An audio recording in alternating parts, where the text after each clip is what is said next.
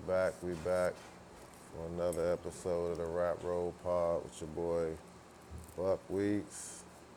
I'm at the Baltimore studio with this joint backwards as hell with the good homie Ashley. Y'all might know her as the Cannabis nurse. Here to talk pretty much whatever comes to mind. We're gonna freestyle it and give y'all some good information on wellness about this plant that we all love and consume. For those who don't know you or aren't familiar with some of the things that you do, you want to give them a backstory? Yeah, for sure. So, cannabis nurse is probably the simplest way to describe me, but I'm a Reiki practitioner. I am a spiritualist. I am a nurse by trade, 16 years. So I've done all the things that nurses do. My passion is actually wellness. So when people hear cannabis nurse, they think all bud all the time, but I feel like wellness includes cannabis. Yeah, It's not only about cannabis. Um, I teach people how to include it into their wellness practices, how they can find balance, how they can optimize their life through wellness. And that's pretty much what I'm about. Like, and I move, you started off, you're like, well, we're just going to kind of rap. Like, listen, I could talk all day about yeah, the trees in the sky and make it a profound conversation in a second. So, that's wild. whatever comes and whatever flows to me, I'm willing to just kind of go with it. So that's what That's I'm about. that's why I wanted to have you on here because we met at Canada Cape Cod and you just had like one of the brightest personalities in the whole facility. You were very, very outgoing, and when you spoke, it was kind of like just this vibrance coming out. Oh, thank you. Thank you. And I know that's how you are with your patients, or however you want to word it, just in general. You know what I'm saying? So I was like, I need to have her on here. She know her shit, and she's like very, very pleasant to talk to. So, but like a wellness coach, is that the right term? I call myself a holistic life coach. Holistic life coach. Yeah, because, we're talking about whole person Right. and we're talking about life. And so, I just had a consult with a client recently. I don't work with men usually, but this particular person I wanted to. And he was like, I don't deal with doctors and nurses and therapists and all those kind of things. And I'm like, I'm not that. Right. I'm not that at all. I'm not here to tell you what you gotta do. I'm not here trying to prescribe you some pharmaceuticals or some medications or whatever. I'm just here to offer a perspective that you probably didn't think about and some options that probably will make your life better. Right. Some type of strategies Yeah, to figure some things out within yeah, your head, unbiased opinion. You know yeah, what I'm saying? yeah, yeah. The, And we need that. We need somebody to mirror back to us ourselves when we're going through some stuff and we can't see what's going on. exactly. And you mentioned my personality and how outgoing I am. I'm actually like an introvert. Introvert. I mean, it doesn't seem like that to the people that meet you. I know. And I can completely relate to that because I'm an introvert. Yeah. It's like, how do you have a podcast and how are you always at conferences and Yeah. shit? I don't know. It's a weird dynamic. You know what I mean? If I had it my way, I would probably be in the house in the room by myself watching binge watching some shows or reading books or some shit, A playing hundred video games. percent. But I mean, that's part of like a gift, I Yes. guess you could say. So you don't want to clam up and not share the gift you have with others. So like, yeah, it goes beyond cannabis, right? It's more so like a mindset, eating regimens, and Yes. all Mind, of these body, different. spirit. What you put in your body. We talk about consumption of cannabis often, but we don't talk about consumption of media, consumption of food. Yeah, Like sugar is more addictive than cannabis Yeah, is. yeah, You know, and so very and much. contributes to a lot of our health issues in the United Diabetes, States, you know. high blood pressure, all of these Diabetes, things. yep. And so when people come and they're like, okay, I have, let's say, hypertension right now, or I have diabetes and I don't want to take this medicine, well, there's a lot of damage that needs to be reversed. And a lot of times, the source of the chronic illness that we're referring to is stress. Well, ain't no way of getting around that one.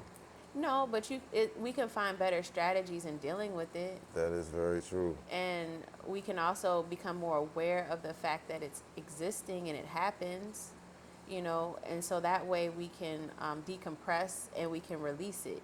Yeah, Because the problem with stress is that we'll experience stress in this heightened state, like where, you know, like a long time ago, like if we lived with the dinosaurs, you know, fight or flight was a thing to protect us. yeah, You see what I'm saying? absolutely. So the stress response was actually a protection mechanism to get us to run faster, to exert more adrenaline, those kind of things. Yeah, But we do that regularly now. We do that every day. yes. Meanwhile, I'm walking around trying to find this facility, and It's you know, fight or flight. fight or mode. flight. I'm like, golly, how am I going to find it? Is it necessary for me to you know, put that out there to be in that highly stressful mode? No, not really. But you know, I did experience that. And so, how do I kind of return to my baseline? Is the Yeah. question. How do you deal with it? Right. And so most people, after a stressful situation, would attack on another stressful situation, which now we're recording. And so, like, we would just keep stacking and we would keep stacking and we Yeah. keep stacking. We never let any of it go. Never decompress the process. Yeah. What's going on? Yeah. And that's cool as shit because you just assess that in real time. If y'all didn't know, that's exactly what What the hell happened? just happened. We showed up, we entered 2 different doors of the studio. We had to FaceTime each other to get to the right part of the studio. Mm-hmm. And then we set up and we got right to it. Right. Um, Right. so that's, yeah, go ahead. And recording can be a very stressful situation. Talking, and you know, especially with us being introverts, like putting yourself out there can be very, very stressful. But it doesn't have to be. And so, one, you know, I've learned a lot of techniques. I've done improv before, You and did do comedy. yeah, Yeah. that's taught me a lot about stress management. How was that? It was so fun. I mean, I know it was fun, but like how, yeah, so you said it taught you a lot about stress Yes. management. How, can you elaborate? Yeah, so first of all, before you go on stage, lights, big lights, hot lights, Yeah, that's intimidating. big boy lights. Yes. Being on stage with crowds, hundreds of people, that's intimidating. Yes. And then coming up with funny things to say in real time with people you barely know, that's intimidating. Yeah, like So, figuring out that crowd in real time. Are they gonna like this? so how do you perform despite all of the insecurities that you have? But then the other part of it is before you go on stage, how do you prepare yourself for what you're about to experience? Exactly. And so a lot of it has to do with deep breathing, connecting with your group, warming up, you know, those kind of things. So warming up your voice, warming up your body. I come with tea. I came with my whole little teapot. I'm not. Yeah, I probably actually need some of that, my damn self. Well, I actually forgot my tea bags today, so you gave me some bud Yeah. to put in my tea, which I really appreciate. But Oh, you know, things like that help warm up my vocal cords, help make me more comfortable and kind of get into my little zone. And so those are just little things that I do for myself. It may not work for everybody. I'm gonna start. I'm mentally taking notes of all of these things Okay. because I do a lot more talking nowadays than I have in previous years. So Yeah. I mean, and in this space, cannabis, we need people to talk out. We need education. We need people to advocate and to be able to articulate things in a way where the masses can understand. yeah, And so I think it's necessary for anybody who's in this space that has an expertise. For you, I know it's growing, to be able to share what that experience is like, because for so long it's gone under the radar because of prohibition. Absolutely. Absolutely. I try to encourage as many people as possible to, because the thing is, a lot of people like the fun parts of the space, but they don't like the sticky parts of the space. Yeah. Where we got to get out here and go to these meetings. We got to go to these conferences. We got to go to when they're having the general assemblies and they're lobbying for this, that, and the third. You got to go down there, talk to them, and say your piece, Yeah. because that's the only way, as a collective, we're going to get what we're asking for. Otherwise, we're just going to continue to get the short end of the stick and complain about it. Yeah. And it's all good and dandy when, I guess we're making money or things are going right, but not when, like people complain about the plant count. That's one thing. Okay. But nobody went down to Annapolis to lobby for a higher plant count, those Right. types of things. Right. So, like you said, if we want change, we want to be heard, we have to physically go do the legwork. Yes, it's so important to do that. And I do want to throw out a caveat about that. I know there are a lot of people who advocate and are passionate about the plant, and the reason why is because they're very, very sick. Yeah. And so some of those people, I don't know if they have the capacity to do it, but for those of us who do, we need to leverage our voice, and we need to leverage our physical presence to be able to help support the change in the way that we want it to go. Because at the end of the day, capitalism has its firm grip on cannabis medicine, and the systems that be are going to manipulate this plant to benefit them from a capitalistic standpoint. Yeah. And so it's never really going to be about the patient. It's never really going to be about the people. It's About the never going dollar. to acknowledge the legacy market. It's never going to do any of the things that we find to be important, because that doesn't support capitalism. No. And if we aren't being present, that's exactly what's going to end up happening, more or less. Yeah. In my humble opinion. But I'm just one person, I don't know. Well, we too. We believe the Yeah. same thing. Yeah. But like, the veterans have been doing a lot. They've been on the front lines. A lot of the advocacy groups have been on the front lines. But like the public as a general, they say, free the plant, free the plants. Get your ass down there and start doing some legwork, and maybe they might take that a little bit more seriously. But Yeah. on a lighter note,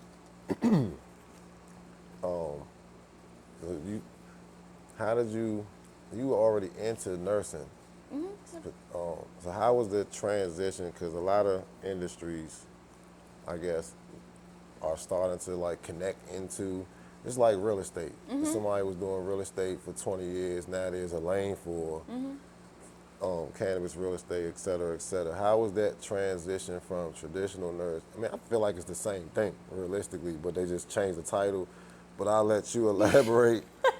Because wellness is wellness, you know what I mean? Like, we all trying to like help people get better, stay better, have a different outlook, et cetera. So I've been doing this for 5 years. And so I began my transition 5 years ago, and I was not in the same headspace that I am today. Okay. So a lot of nurses deal with burnout. I was also a victim of that. Overworked, too many patients. Again, capitalism becomes the priority. So how can the business make money, business model make money? It's not really about how can we take care of the people who kind of run this facility. Keep it flowing. moving. Yep. Yeah. And so I was working for a 14 hospital system that shall remain nameless Yeah, we'll leave in that this out. moment. We'll leave that out. We don't want no smoke. And I was doing performance improvement. So I had got to the corporate level and performance improvement for all 14 hospitals. I was supposed to make all the hospitals do the same thing. Okay. And so it was a very, very stressful That's job. kind of hard to do. Like,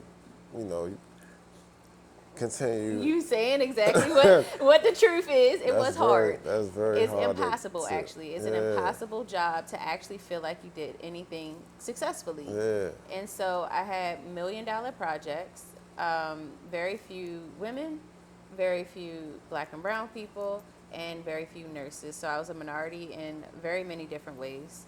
Understand. I had my boss even told me, he was like, you checked off a lot of boxes. And I was like, oh, wow. Damn. Right. So I was doing that. I ended up also being the victim of cyber theft. So we were getting ready to buy our house, and the down payment for our house was stolen. Damn. Yeah. That's fucked up. It was fucked up. And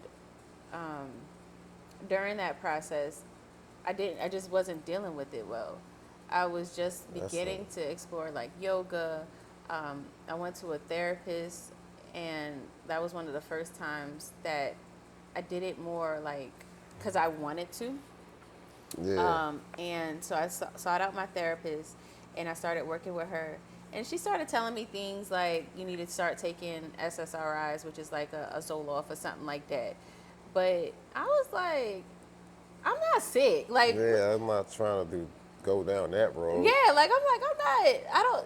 I don't think I need to see a doctor. I don't think I actually need some medicine for being a victim of cyber theft or because I'm stressed out at work. That don't They make was sense trying to to me. put you on downers, Yeah. and I'm trying to I'm trying to come out of the funk. Yeah. Trying to put me I'm down like, and what are we doing? yeah. So that's when I started really exploring like more holistic ways of just dealing with myself. And yoga came up a lot in the very beginning, and I just kept doing more and more research, and I learned about the endocannabinoid system, and I knew cannabis was becoming medical here in Maryland. So I was like, you know what? Everybody needs to know about this. Yeah. Nobody knows about this. Nobody talking about this. Everybody got stigma about it. I said, okay, I'll go tell people about it. Like that literally was my mindset. I was like, okay, I'll just tell everybody. Yeah. And so that's what I did. I ended up creating a training course that still exists to this day. I still train nurses off of that training course, and I add content to it. And I've been doing that for the past 5 years. I started, even before that, I started working with like friends and family. So I remember a friend of mine, she came to me and she's allergic to lemon. And she was like, oh, okay, That's vicious. why is it when I buy my bud from this person, I cough, when I buy it from this person, I don't? And I was like, well, it may be like the terpene. Limonene. Yeah, the limonene. Yeah. And she was like, oh shit, like I ain't even think about it. I said, you may be sensitive to the limonene because you're allergic to the lemon. Because that's the terpene that's in the lemon. So she can't have nothing lemon. Right. No right? lemon pine, no lemon pledge, Yes, no lemon yes, candy. yes, nothing lemon, nothing lemon. Yeah. And so, but she didn't realize that. Yeah. And so that was where one of my earliest like experiences with like just teaching people about the plant so they can make it work better for them. That's clutch. Hell yeah. See? So, so the transition itself, like as I explain it now, obviously it seems seamless, but it was really difficult for me because my headspace wasn't, I want to be an entrepreneur. My headspace wasn't, how can I make this into a business? I just wasn't in that space, and I really was more focused about me and how I could make me better. And as I made me better, I started to attract more people and talk to more people and educate more people. And so through that training course, I ended up creating a small community of nurses. And I work with them regularly about how to build up their personal brand and how to become more comfortable with the plant and how you can communicate with your patients about cannabis, because it's not just about the education, because you can know about terpenes all day long. If in going back to speaking your truth, and if you never tell a patient about it, it don't matter what you know. It don't matter. You gotta get that shit out there. Speak it out there. Yes. So that they know that you know, and then it's useful to others. Right. You know what I'm saying? Right. So that's the introvert coming out. Yes. You know what I'm saying? So that you do, you know what I'm saying, be a blessing to people and shit. That's Yeah. like real, that was an organic transformation. Yeah. You know what I'm saying? You was doing something for yourself, and then it ended up helping you and others at the same time. More than a few people that I've had on the pod have kind of said their journey started the same way, where they were just trying to have like something or build some type of platform for themselves or their friends or their community, their circle, and then it ended up being something that people outside of their circle grabbed onto, and then now it's whatever it is. Yeah. So that's another thing. Like, just take the chance, or if you have something in your head or you're passionate about, we got some neighbors that's going crazy. Right. I don't know what that was, but something's going on. But if you have something that you are passionate about, man, we ain't really got too many days. Just promise, man, go get to it. And you never know what it might turn into. That's so true. Somebody asked me, I was on a little Zoom thing yesterday, and somebody asked the question, like, what can you do in a space or something like that? And I was like, you can do what you want. Whatever you want. Whatever you put Whatever your you little want. minds to, you can do it. It's so much opportunity in the space as well. Because like I was just alluded to, every outside form of industry is starting to find their niche or connection to cannabis. And everybody who was like, weed, no, he's a pothead, get away. Right. And now they like, oh, hey, Right. what's going on? I gotta, take my card, I heard you. You know what I'm saying? So it's all connecting. It's all connecting. And if you have a talent or a specialty in whatever industry that you are coming from, and you are a stoner, a plant advocate, you're connected to it, make that your business model. You know what I'm saying? Everything not guaranteed to succeed, but there's an opportunity there. And I think even highlighting that fact, even though we say like the sky is the limit, you may not be the person that's supposed to be, taking that opportunity the long mile, right? Like maybe you're the person who created the thought, and then people take it the rest of the way. Sparked it. Yeah. Yeah. And for so many reasons, I feel like, 5 years ago, it's not a lot of time, but still I show up for a lot of nurses as more like a veteran in the space, a historian to many people. But I'm tired. Man, who gonna take the torch? Where they at? Where they at? Come on, please take this torch and move it forward. Take it to the next leg of whatever this is supposed to be. Yeah. And just recognizing our position and recognizing the impact that we're intended to have and who we are as humans. Absolutely. Very, very, very much useful. Where is the space growing to? You think the nursing, the I don't want to say cannabis nurse. That sounds kind of restrictive. Yeah, it can be. I can see that. I like the way you said holistic wellness life coach. That has more expansion. range. Yes. Like it's more range on it. Where's that? Because now everybody's a health nut.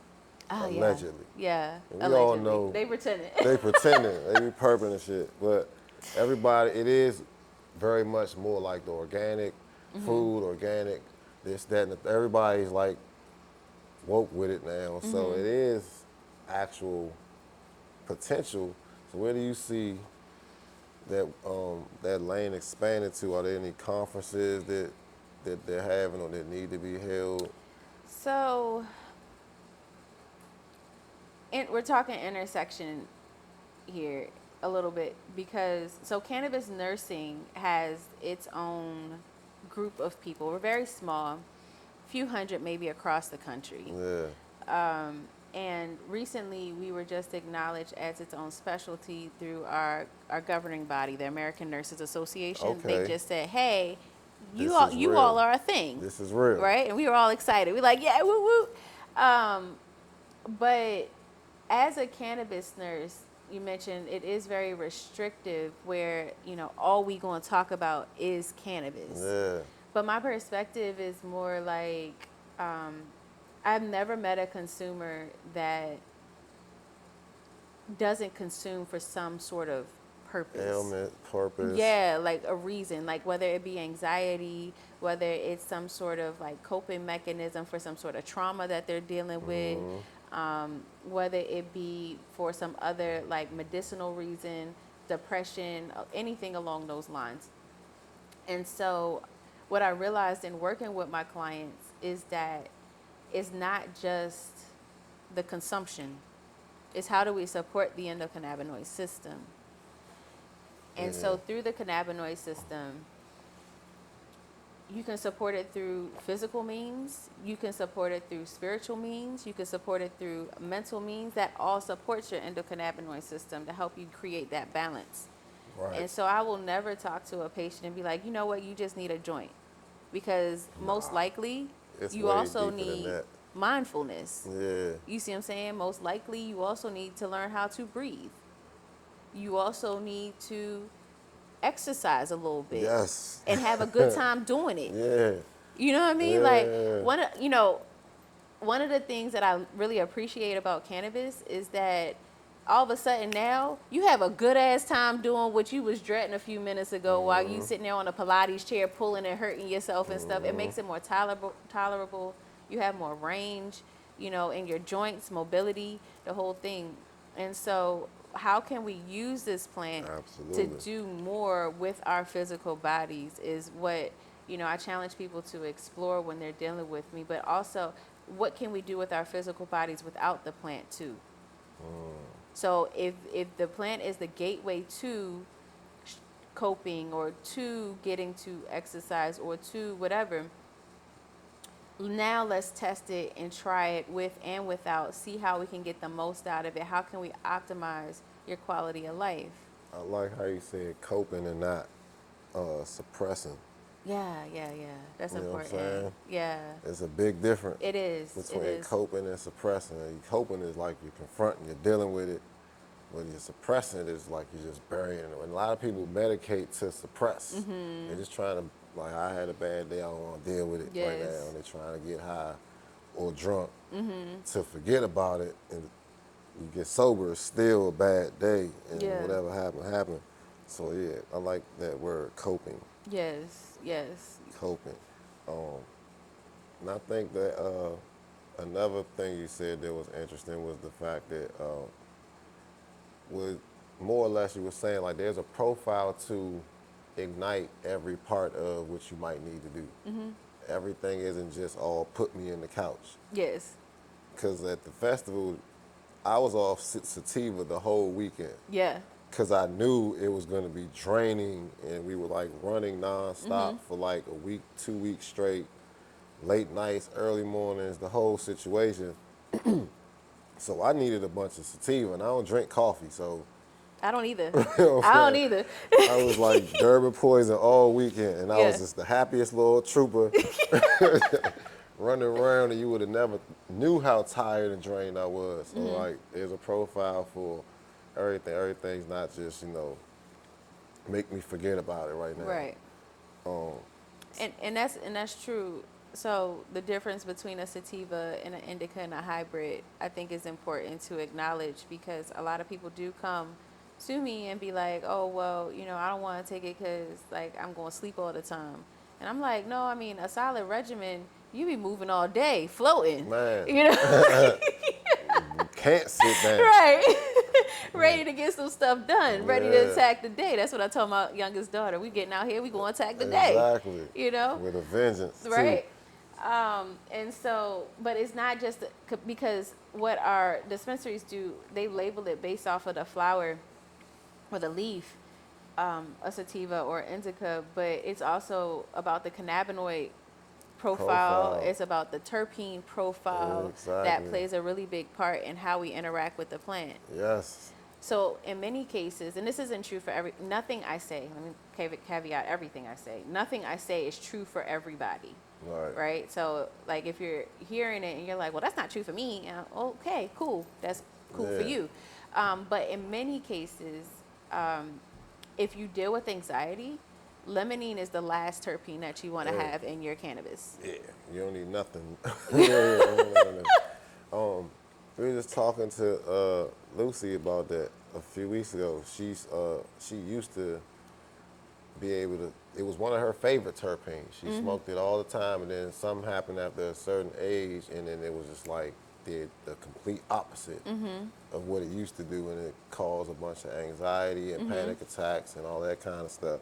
So yeah, limonene is every terpene is not for everybody.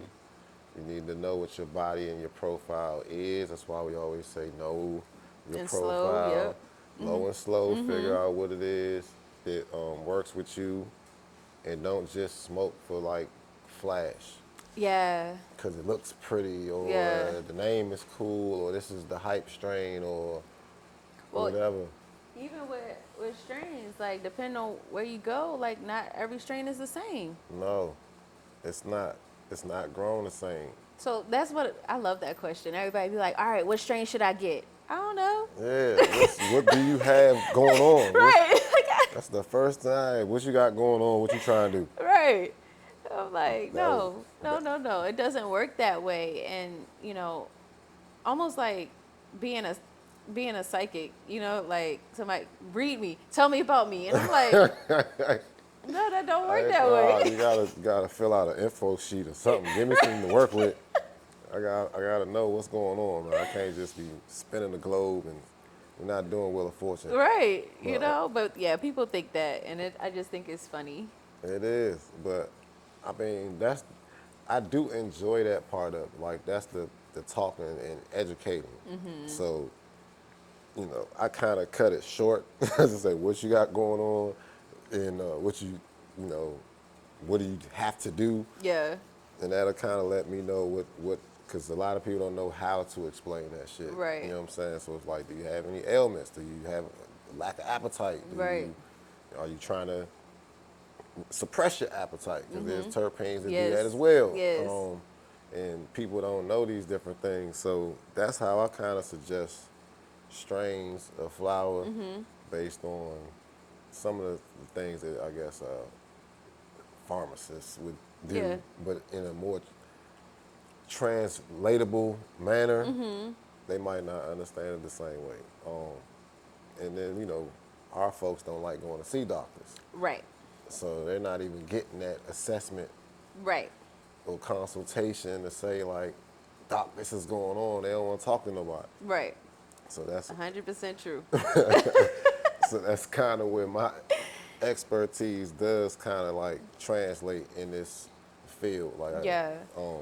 And I think, and I had brought up like the legacy market too. I think that's where the value is for people who have been operating in this space for decades and decades and generations, because there is an unspoken knowledge bank that lives there that at this stage in the game I feel gets exploited. yeah, But it's not. We need that. definitely do. Patients need it, and this is true for all plant medicine too. Like there's a lot of information that is housed in our plants, mushrooms, lavender, hibiscus. Ooh, yes. Like all of those are herbs and plants that we can use and leverage for our physical benefit. Yeah. But that information hasn't gotten passed on because of the stigma.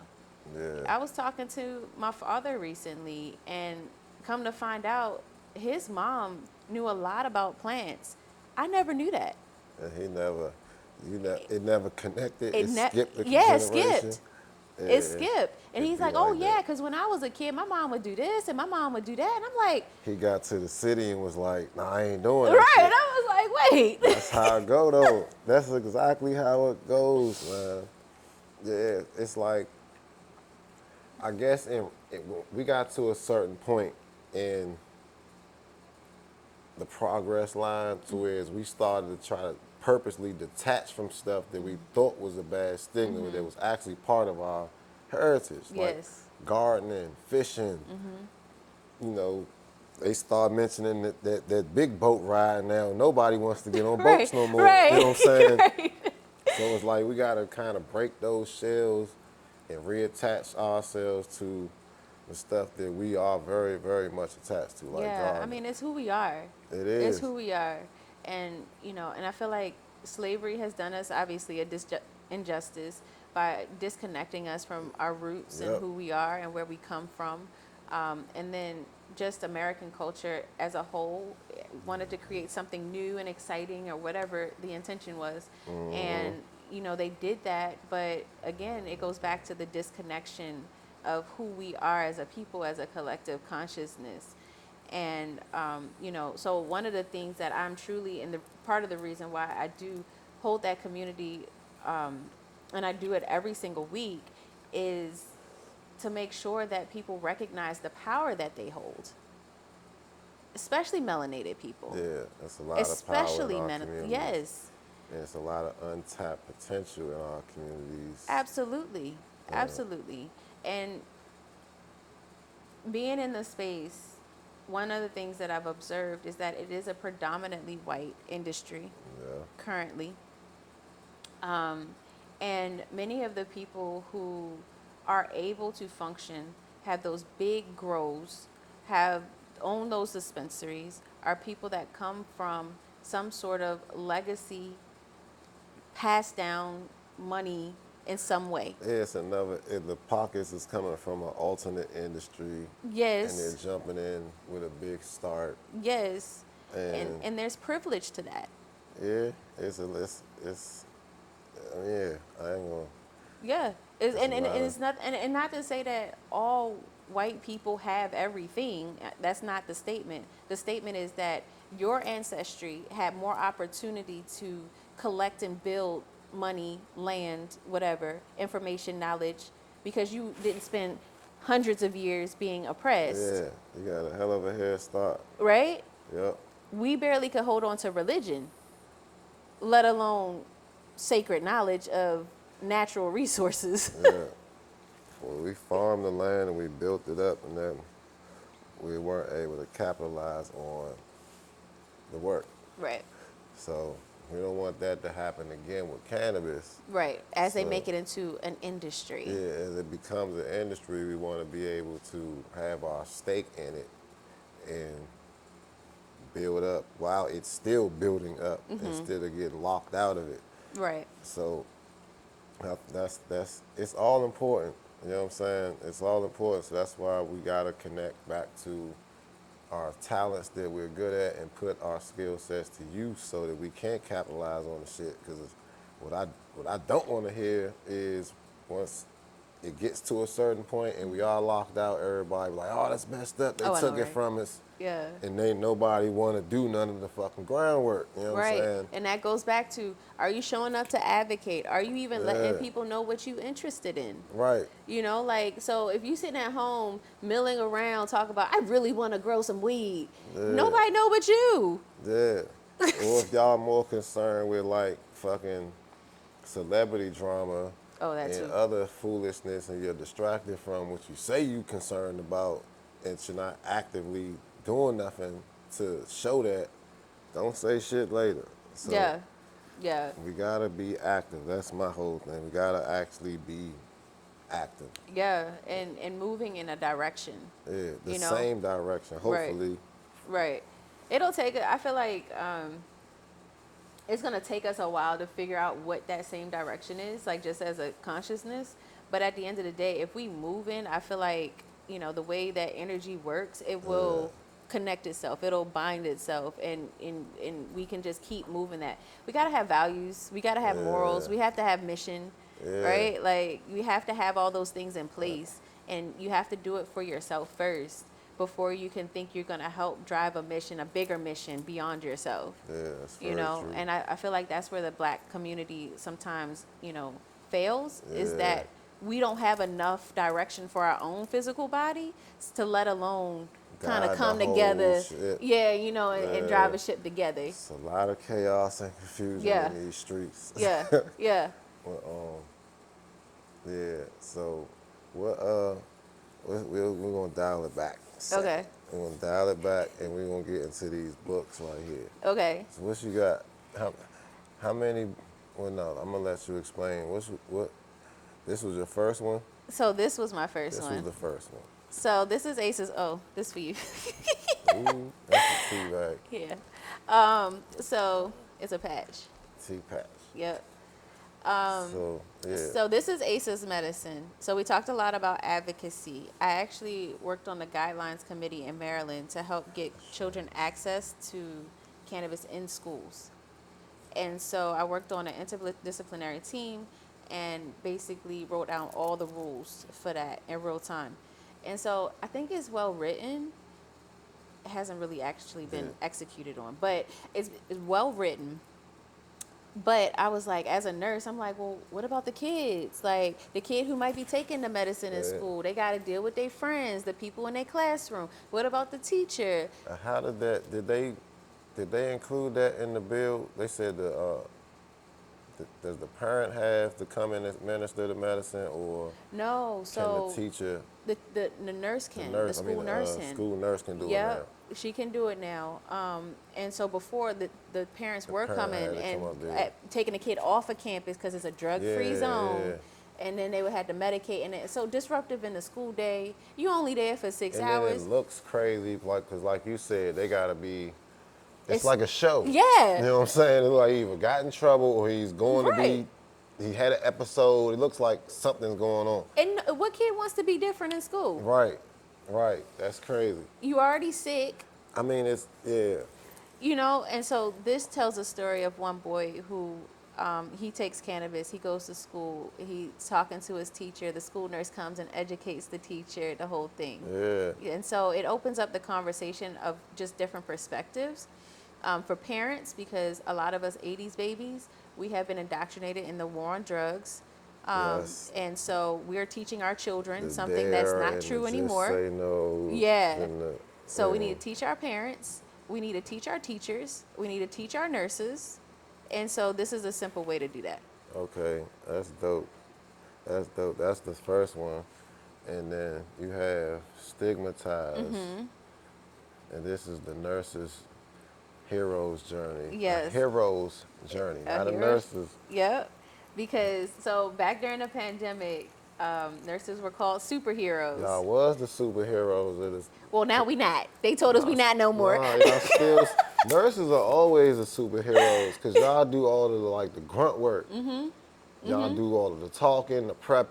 Mm-hmm. You do all of the aiding. You know what I'm saying? The procedures. We got to think for the doctor. Y'all We gotta got to do- delegate to the assistant. Everything. We got to talk to the administrator. Yeah. Yes. So we do all that. We do all the coordination of care in most situations. And so we do get exploited in our role, and we take on more because we tend to be more caring people. Overworked, underpaid, and y'all definitely, I don't want to say y'all overcare, y'all care. No, we overcare. We Y'all- do that. I mean, We do that. your job is to care. Yes. You're just underpaid for how much you care and Facts. the work that y'all have to do. So Yes. it gets, like you said, overexploited Yes. and underpaid. Yes. Um, And that's why we get so burnt out, because Yeah. we're asked to do so much with our physical body. We're caring so much about what we want to do, so we're It's putting more mental. pressure on ourselves. Yep. You know, and so I realized that cannabis obviously has a stigma, but I also realized that we all stigmatize each other on a daily basis. If I show up as a black woman with short hair, you automatically have a stigma about me, a thought about me. If I show up with locks, I just cut my locks off, show up with locks, you automatically have a stigma about me. People treat me people different do, yeah. because I don't have locks. For real? Yes. Because they were so used to them, or No, it's just I don't know what people think about me, about locks in general, but there's this almost like so you get treated better without locks. You Yes. get more access and things, Yes. different looks. yes, Because you don't have the lock. yes, More accepted. yes. Damn, that's fucking It's crazy, right? Man. It's crazy. More people are more willing to acknowledge the fact that I spoke. You know, more willing to have a conversation with me, to take me more serious. You know, those kind of things. That's real. That's been a transition these past few months. I've heard it. So this goes through just the stigma of nurses You know, some of the things that we deal with, some of the things I've dealt with around death, around my entry into the cannabis industry, around motherhood, around postpartum depression, around, you know, all those things that a lot of people are dealing with, but they just don't talk about because the Yeah, stigma is there. yeah. That's dope as shit. Where can they find this book? Amazon, of course. Amazon. Yep. You got Prime already, so you ain't got to worry about no shipping. It's 2 days with your subscriptions. So yeah, y'all tap in with that. Well, both of these are on Amazon. We got Stigmatized and Ashes Medicine. I actually named him. His name is Asa. Asa. So I have two girls, and if we were hoping for a boy with the second one, and so we were gonna name our boy Asa. And so you say I ain't get it, so I'm still I'm going gonna name the get book. my boy. I'm gonna get my boy. Right? I ain't mad at that. Shit, speak it up into existence, and there it is. How you feel about mushrooms? Oh, I am a proponent Because for I've been mushrooms. microdosing lately, and it's been very helpful. Really, I love it. Yeah. I love it. It is the best thing that I've introduced into my regimen in a very Yeah. long time. I think this is shrooms are very much a part of my new regimen. I used to do cordyceps. Okay. I still do them, but not as much. I used to take them like daily, and they help with like mood, blood flow, energy, digestion. But I never did like happy mushrooms. Oh, okay. Okay. So Yeah. like recently, I started doing the microdosing of the happy mushrooms. How like, much is your microdose? Like a 0.2, 0.3. Okay. Yeah. You know what I'm saying? So yeah, it's like that and some. Yes. Yes. Yes. So yeah, I'm excited to see where the mushroom space is going as well. Have you done a big dose yet? No, Oh, okay. not yet. I got too much stuff going on. Okay. You definitely listen. Nowadays I feel like everybody deserves 1 day a month. One, 1 day a month. You One need free like day. 4 to 6, 8 hours just to sit cheat there day. with a dose of mushrooms. a Yes. cheat day. Yes. You hear that? I One believe that. cheat day a month.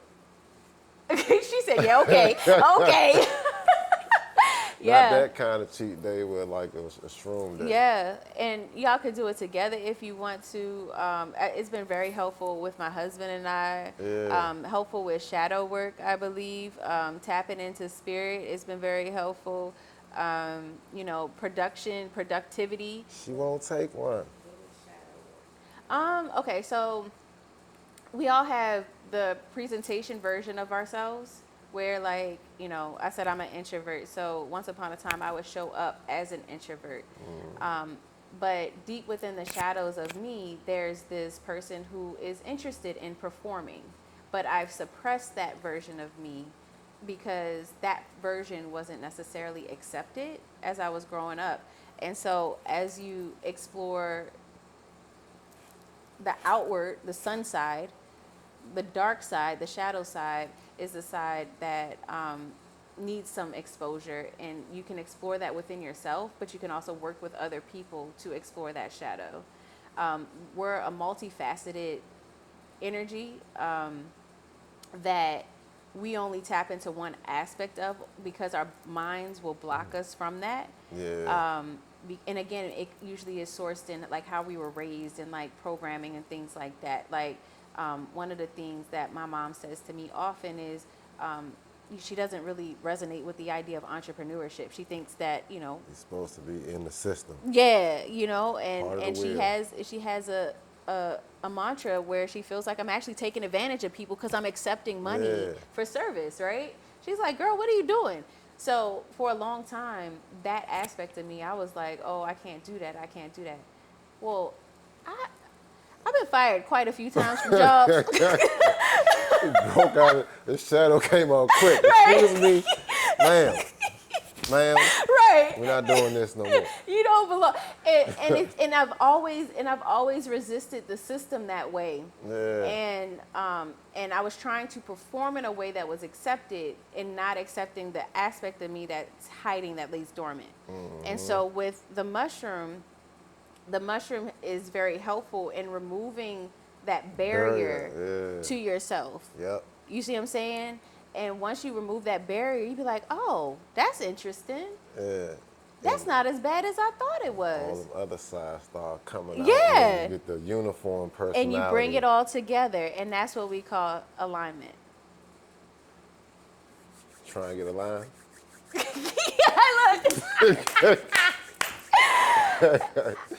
Oh shit. But nah, we gonna get up out of here. I'm trying to tell y'all need to contact homie Ashley. Where can they find you and your Follow me. services? Follow me on Instagram, Cannabis Nursing Solutions, and inbox me. Yeah. That's probably the easiest way to get in contact with me. You can always email me, cannabisnursingsolutions@gmail.com, but get on my Instagram, because even if you don't want to talk to me, you can at least see my Yeah. content. And You know what I she mean? posts a lot. She's always on there talking, having Yes. pep talks with her Yes. followers and whatnot. So yeah, give her a follow.